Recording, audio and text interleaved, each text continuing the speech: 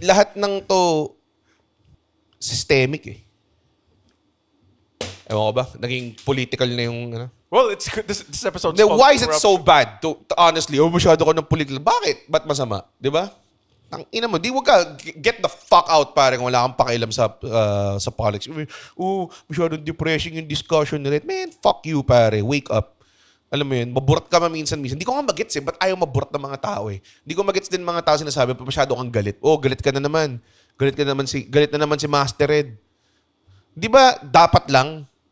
Di ba ang logical feeling after mong nakawan is magalit ka? I've been wondering that rin. Like, bakit di paggalit yung mga ibang tao? Nasanay na nga, normalize na. Normalize na talaga. I mean, I ako can rin say naman I'm din not ako galit parati, di ba? Yeah, ako rin. I'm not, dude, Oh, pero wala talagang alam mo, at the end of the day, we're all saying this, we're all making good content out of it. We have our time na meron tayong sinabing hopeful or may sinabi tayong action or may pinagtripan tayo so we got a good chuckle out of it.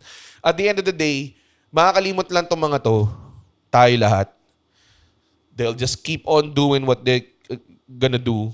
And wala rin, iikot lang yung cycle ng Pilipinas.